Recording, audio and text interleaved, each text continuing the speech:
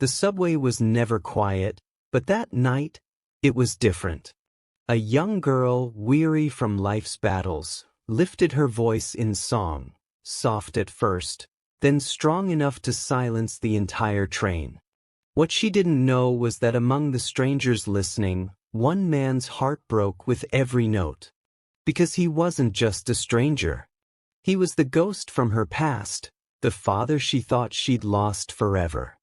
And in that moment, her world was about to shatter, not from the sound of the train, but from the truth she never expected to hear. Welcome to the Hope Journey channel, where stories come alive in the most unexpected ways.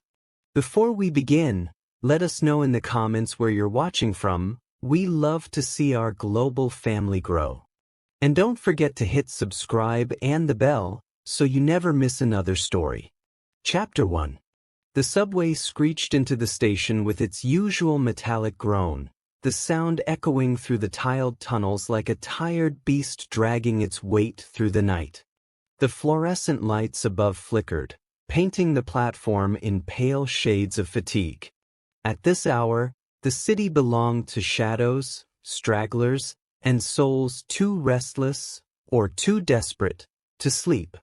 Amara Johnson sat on the worn orange seat of the train car, her backpack hugged to her chest like armor. She had just finished a 6-hour shift at the diner, her apron stuffed inside her bag, still smelling faintly of grease and burnt coffee. Her eyes were heavy, her legs aching, but the silence of the underground pressed harder than exhaustion.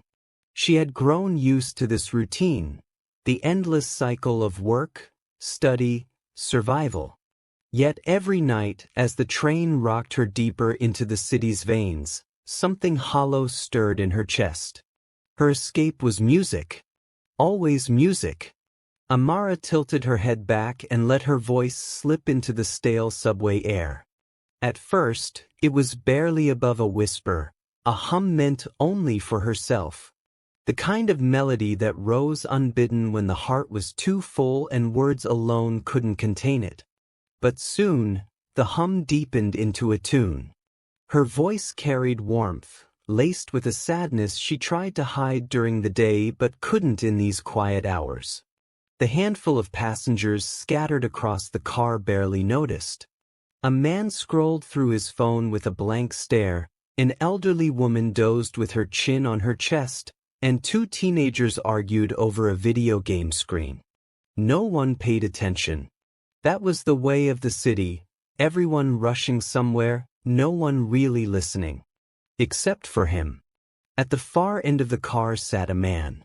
Mid-40s, maybe. His coat was too big, his hands rough, and his face bore the wear of years that hadn't been kind. He leaned forward, elbows on his knees, eyes locked on her as though her song was the only thing keeping him upright. He didn't blink often. Didn't shift. Didn't pretend to be polite about his stare. Amara's gaze flickered to him, then away. She wasn't used to people listening. Not really. Her mother, Grace, loved her, yes, but music was never something Grace encouraged. Singing won't feed you, she would say. Asterisk, it's a dream, not a life. Asterisk, and the city swallowed voices like hers whole. Still, Amara sang on, quietly, half defying her exhaustion and half daring the stranger to keep listening. The man's lips parted slightly, as though he wanted to say something, but no words came. Only tears. Small, quiet tears that glimmered under the harsh fluorescent lights. He didn't wipe them away. He just let them fall, eyes never leaving her face. Her voice faltered. Not because she was afraid, but because the intensity of his stare unnerved her. It was too raw, too personal. Like he knew her. Like he was remembering something, or someone, through her. She stopped. The subway rattled on, pulling them deeper underground, but the silence that followed was heavier than the train's roar. Amara shifted uncomfortably, pulling her backpack closer. Asterisk, why was he staring? Why was he crying? She thought of moving seats but didn't. Part of her, against her better judgment, wanted to know what story lived in those tears. The train screeched into the next station. Doors opened. Passengers shuffled out. More piled in. But the man didn't move. He stayed exactly where he was, eyes still on her. Amara's pulse quickened. She looked down at her hands, pretending to scroll through her cracked phone screen. She told herself not to care. He was just another stranger in a city of millions. She had bigger problems: tuition deadlines, overdue rent, and the constant voice of her mother reminding her she was wasting her life chasing songs. And yet, she couldn't shake it. Her chest tightened. Because in that brief, unguarded moment, the man's grief felt familiar. Not his face. She couldn't recall ever seeing him before, but the weight in his eyes. It mirrored something inside her. The ache of being unseen. The ache of carrying stories no one asked to hear. When the doors closed again, the train jerked forward. The sound jolted her back. She glanced up once more, intending to catch him looking away this time. But he didn't. His lips moved silently. She squinted, trying to read them. One word. Her name. Amara froze. Her throat went dry, her heart hammering against her ribs. She could have sworn, no, she knew, that he had just mouthed her name. She had never spoken it aloud on this train, never met this man before tonight. And yet, there it was. Amara. Her grip tightened on her backpack strap, fingers trembling. She wanted to ask him how he knew. Wanted to demand answers. But her voice caught in her throat. The train roared into another tunnel, lights flickering again, shadows swallowing the man's features. For a heartbeat, his face disappeared into darkness. When the light returned, his eyes were still locked on hers, filled with something between recognition and longing. The city outside the windows blurred into a smear of neon and concrete. Amara's world narrowed to the man at the end of the car, to the sound of her own pounding heart, to the chilling realization that her life, her past, was not as forgotten as she believed. And in that claustrophobic silence, beneath the rumble of wheels on steel, one thought pulsed louder than everything else. Who is he? The train screeched again, slowing. Another station. The doors opened. The man stood. For a split second, Amara thought he would walk toward her. Confront her. Speak. But he didn't. He stepped off, disappearing into the crowd. And just like that, he was gone.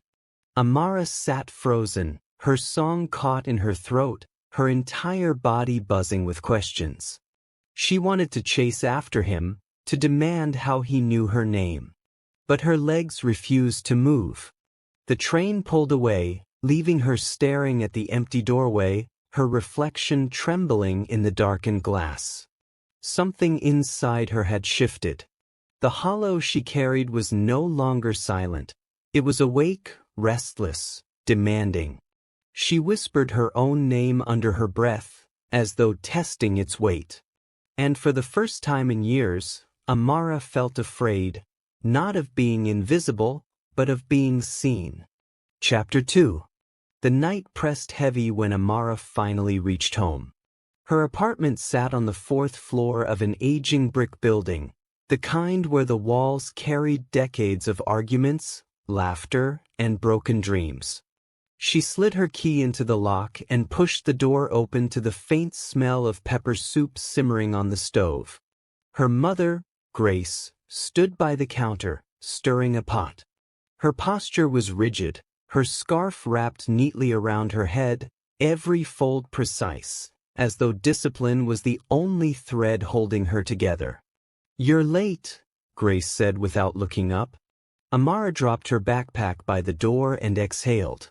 The train was slow. The train is always slow. That's why you leave earlier. Grace's words cut with the sharpness of someone who had carried too many burdens for too long. You can't build a life on excuses. Amara bit back the retort that rose in her throat. She was too tired to argue, too drained from the weight of the stranger's eyes still haunting her mind. She slumped into a chair at the table, running her fingers over the wood grain worn smooth from years of use. Grace turned, ladle in hand, eyes narrowing. "Why are you quiet?" "Because if I talk, you'll find something wrong with what I say." Her mother's brow tightened. "Watch your tongue, Amar. I didn't raise you to be disrespectful." The room swelled with silence. Only the faint bubbling of the soup filled the air. Amara stared at her mother, this woman who had crossed oceans for her, who had given up everything, and yet who seemed to hold back the one truth Amara craved. Her father. The thought pulsed like an open wound. "Mom," she said softly, almost timidly, "why don't you ever talk about him?" Grace stiffened. The ladle stilled midair. For a moment, her mother's face shifted, something vulnerable, pained, but then the mask returned. "Because he is not here." "That's not an answer." Amara's voice cracked. She leaned forward, desperate.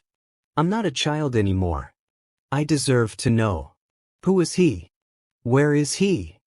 Grace set the ladle down with force, the clang against the pot making Amara flinch. "He is gone. That is enough." The words slammed into Amara's chest.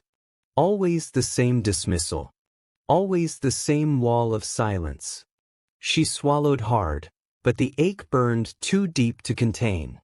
"You don't get it," she said, her voice trembling now. "You don't understand what it's like to walk through this city and feel like you don't belong anywhere. To look in the mirror and see pieces of yourself you can't name. I'm half a story, Mom. Half a life. And you won't even give me the missing pages." Grace's eyes shimmered, but she didn't cry. She never cried. She drew herself taller, chin lifted with that familiar armor of pride. "The missing pages are poison, Amara. I tore them out so you could breathe without choking." Amara shoved back her chair, the legs screeching against the floor. "No. You tore them out so you wouldn't have to feel guilty." The words shot out sharper than she intended, but once spoken, there was no pulling them back. Grace's lips parted, but no sound came. For the first time, her mother looked small. Shaken. Amara turned away, chest heaving. The air felt thick, suffocating. She stormed into her room, slamming the door behind her. The walls pressed in, suffused with the hum of the city beyond her window. She sank onto the bed, pulling her knees to her chest. Her eyes burned, but she refused to cry. Crying was surrender. Crying was weakness. Instead, she thought of the stranger. The way he had stared. The tears that had rolled unashamed down his cheeks. The silent shape of her name on his lips. How could he have known? Her phone buzzed on the nightstand, startling her. A message from her classmate asking about a project. She ignored it. Another buzz, this one from the diner manager, reminding her she'd been late last week. She tossed the phone aside, covering her ears. The noise of the world was too loud, but the silence of her questions was louder still. Who was that man? Why did her chest ache as if some forgotten part of her recognized him? The next morning, sunlight spilled weakly through the blinds. Amara moved through her routine in silence. Grace had already left for her housekeeping job. A note left neatly on the table. "There is food. Be strong today." Amara crumpled the paper in her fist. That evening, on her way home from class, she found herself standing again at the subway platform. She told herself she was just tired, that this was routine. But deep down, she knew she was looking. Waiting. The train arrived. She stepped inside, heart racing. And there he was. The stranger. Same seat. Same weary coat. Same unshakable eyes fixed on her. This time, Amara's breath caught in her throat before she even sat down. She wanted to look away, to pretend she hadn't noticed him, but she couldn't. The pull was too strong. Her mind screamed to ask him why, to demand how he knew her name. But her body froze, her courage trapped in her chest.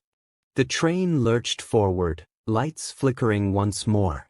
For a second, his face blurred into shadow. When the light returned, his lips moved again. This time, she saw it clearly. "I'm sorry." Her entire body went cold. The train barreled into darkness, and Amara realized her world was no longer her own.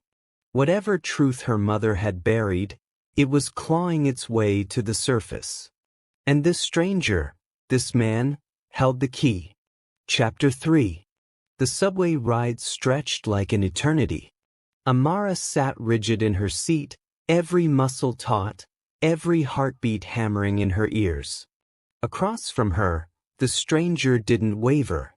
His eyes bore into her as if he could see through the layers she hid from everyone else. Her throat tightened. She wanted to confront him, to demand answers. But fear clamped her tongue. Fear of what he might say. Fear of what it could mean. She shifted in her seat, forcing her gaze toward the smudged window, where the darkness of the tunnel smeared into ghostly streaks of light. But her mind refused to let go of the image burned there, his lips forming words only she seemed meant to see. Her name. "I'm sorry." The train screeched to its next stop. Passengers shuffled in and out, but he remained. Always still. Always watching. When the doors slid shut and the car jolted forward, he finally spoke. His voice was deep, hoarse, like it hadn't been used in a long time. "Your voice," he said softly, almost drowned out by the roar of the tracks. "It carries someone I once loved." Amara's breath hitched. She whipped her head toward him, her eyes narrowing. "What?" The man blinked, as if startled by his own words. For a second, he seemed ready to say more, but then his mouth clamped shut. He glanced down at his hands, knotted together, trembling slightly. Amara stared at him. Every instinct screamed to move to another car, to put distance between herself and this unsettling figure. And yet, something anchored her there. Something in his tone, sorrowful, fragile, made her chest ache. "What do you mean?" she pressed, though her voice trembled. He lifted his gaze again, and this time his eyes weren't sharp or haunting, they were hollow. "I shouldn't have said anything." Her frustration boiled. "You sit here, staring at me like you know me. You mouth my name. And now you talk about someone you once loved. If you have something to say, then say it." The man swallowed hard. His jaw tightened. He opened his mouth, then shut it again as though the words were too heavy to release. The silence stretched between them, thick and unbearable. When the train reached the next station, he stood abruptly. Amara shot to her feet too, her pulse racing. "Wait," she said, her voice sharper than she intended. He froze at the doorway, shoulders tense. Without turning, he muttered, "Not yet." And then he stepped off into the sea of commuters, disappearing once more. Amara's fists clenched at her sides. Anger, fear, and a strange, unshakable pull tangled inside her. Not yet? What did that mean? The doors closed. The train rolled on, carrying her forward, but her mind stayed behind, with him. That night, she tossed and turned in her bed, staring at the cracked ceiling. Her mother's snores drifted faintly from the next room. Normally, that sound comforted her. But tonight, It felt like another reminder of all the things Grace refused to say. He knows me. He knows something. Her chest ached with questions she couldn't silence. Did her mother know this man? Was he connected to the father Grace so stubbornly erased from their lives? Her thoughts spiraled until sleep finally claimed her. The following evening, she lingered longer at the subway station, her eyes scanning every face. Rationally, she knew it was foolish. The city was vast, its people countless. Yet some stubborn part of her believed he would come. And he did. When the train roared into the platform and the doors slid open, there he was, seated already, as though waiting. Amara's pulse spiked. She stepped in cautiously, every nerve alight. Tonight she wouldn't let him slip away. She slid into the seat across from him, holding his gaze. "Who are you?" she demanded. His lips curved into something that wasn't quite a smile. More like sorrow folded into recognition. A man who made too many mistakes. That's not an answer. He nodded slowly. No, it isn't. Amara leaned forward, anger pushing past her fear. You don't get to haunt me like this. You don't get to sit there crying, saying things that make no sense, and then vanish. If you know something, if you know me, you need to tell me. The stranger's chest rose and fell heavily. His hands gripped his knees as though steadying himself. Then he whispered, "Some truths can't be rushed. If I told you everything now, it would destroy you." Her breath caught. Then why keep showing up? Why say anything at all? Because, his voice cracked and his eyes glistened. Because I can't stay away from you. The train rocked violently around a bend, throwing passengers against the poles. Amara gripped the seat, her heart racing. When the car steadied, she searched his face. Every line, every tear shimmered with something she couldn't name. Recognition tugged at the edges of her memory, like a song she had heard long ago but couldn't place. Before she could speak again, the announcer's voice crackled overhead, calling out the next station. The man rose to his feet. Amara shot up too, grabbing his sleeve. No, not this time. He froze, staring down at her hand clutching his coat. His expression softened, pained, tender, almost paternal. "Amara," he said gently, his voice breaking on her name. "Please, trust me." "Not yet." The doors slid open. He stepped away from her grasp, disappearing once again into the crowd. This time, Amara's legs moved before fear could stop her. She shoved through the doors, following him onto the platform. But when she emerged onto the street, he was gone. She stood there in the cold night air, the city buzzing around her, her chest heaving with frustration and dread. Whatever truth this man carried, it was tied to her.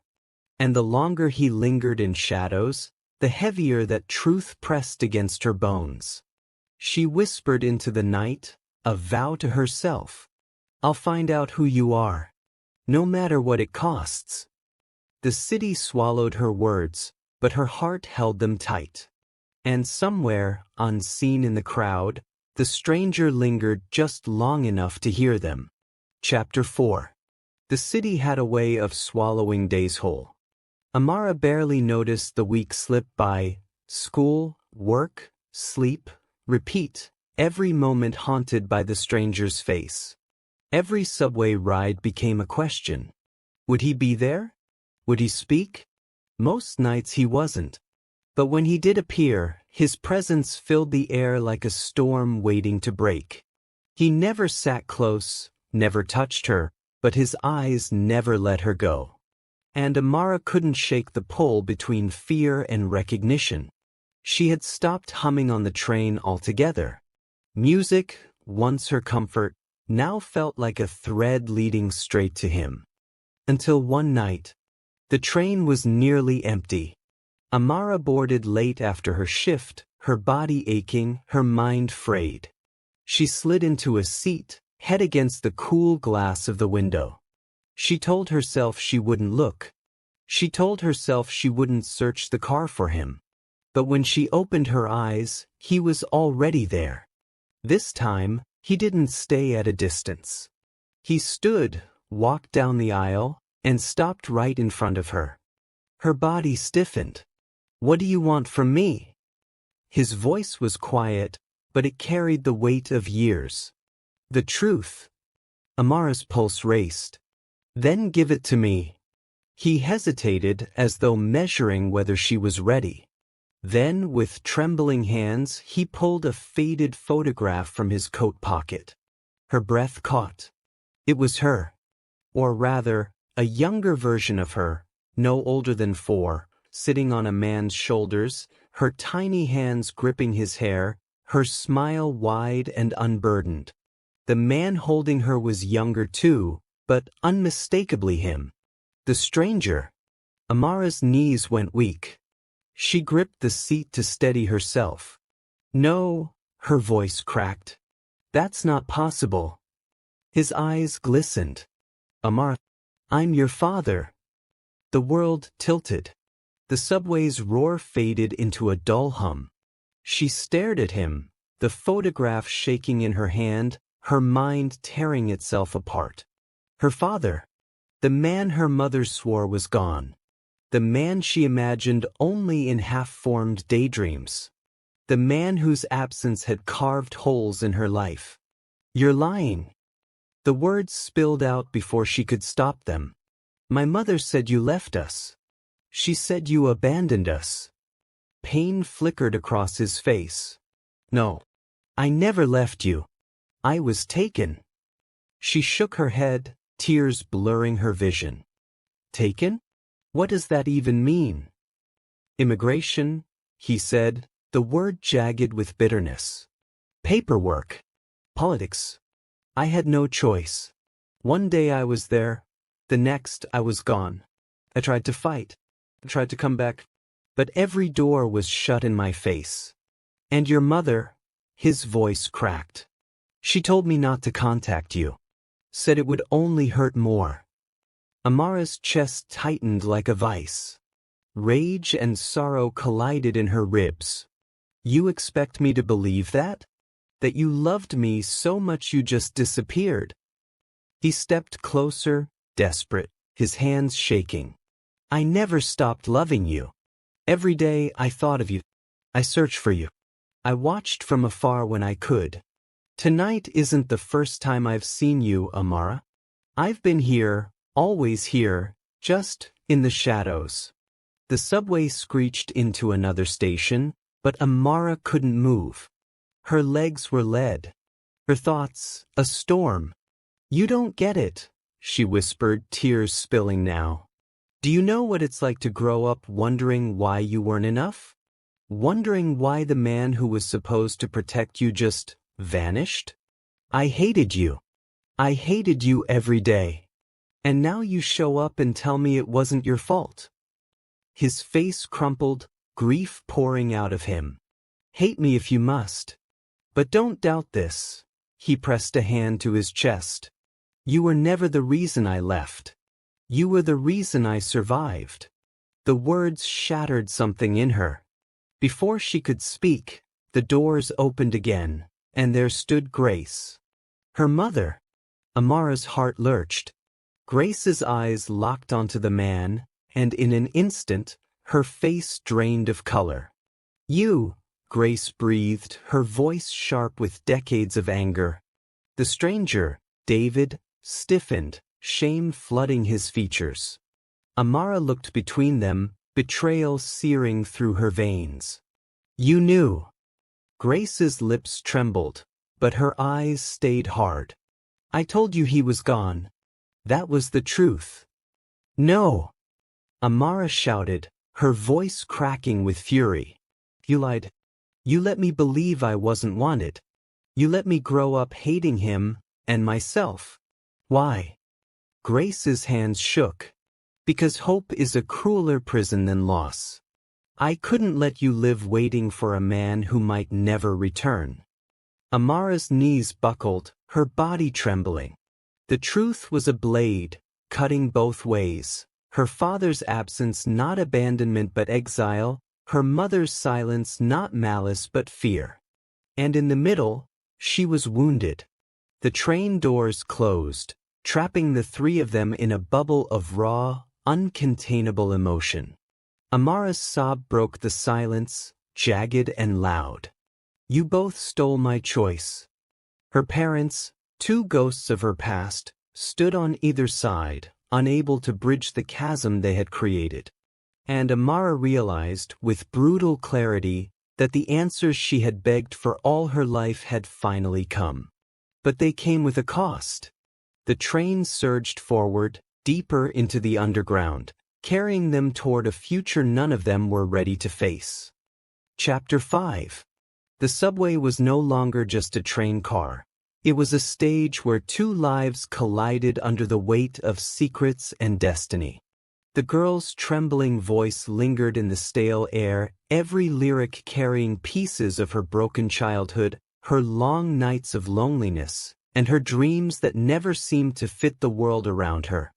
Across from her, the man's eyes flooded, his body frozen in disbelief. The years had carved lines across his face, but now they betrayed a storm of regret and recognition. His lips quivered as though he wanted to speak but couldn't. The girl, Amara, strummed her guitar harder, her chest heaving with emotions too raw to hide. She didn't see him as her father, she only saw another stranger on a train, weighed down by sadness. But then, her voice cracked on the final note, and silence filled the car. The man finally whispered, his voice trembling. Amara! The sound of her name on his tongue sliced through her like lightning. She froze, her wide eyes snapping to his. The passengers looked between them, sensing the shift but not daring to interrupt. Amara clutched her guitar tighter. What did you just say? The man swallowed hard, his voice breaking as he confessed, I know who you are, because you're mine. I'm your father. The subway rattled on, but time seemed to stand still. Amara's chest tightened. Her breath caught in her throat. Every memory of absence, every question left unanswered, every ache she had buried came rushing back like a tidal wave. She wanted to scream, to demand where he had been all her life. She wanted to cry, to collapse, to run.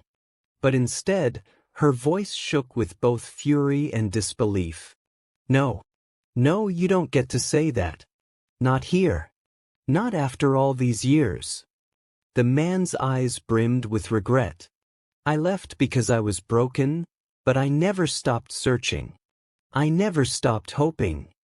The passengers shifted, the whole car wrapped in the rawness of the moment. Amara felt her walls trembling. For years, she had carried songs to heal her own wounds. Now, she realized her music had unearthed his. Her hands shook as she set down her guitar. For the first time, she allowed herself to look at him, not as a stranger, but as the ghost who had haunted her childhood. The silence between them was thick, unbearable, yet laced with a fragile thread of possibility. Amara's heart battled between rage and longing. And in that moment she understood this was not just her story of survival. It was the story of broken generations trying to find their way back to each other. The subway screeched into the next station. The doors hissed open. Neither of them moved. The world waited. Would she walk away, protecting the life she built on her own? Or would she take the first painful step toward forgiveness, toward something new? Her lips parted, but her decision remained unspoken. The train lurched forward again, carrying them both deeper into the unknown. And the story paused, hanging in that silence where pain, love, and redemption all wrestled for a voice. This is where the journey leaves you with a choice to reflect about family, about forgiveness, about the secrets that shape who we are. What would you do if you were Amara? Drop your thoughts in the comments. Tell me where in the world you're watching from. And don't forget to subscribe so you never miss stories that grip your heart and leave you thinking long after they end.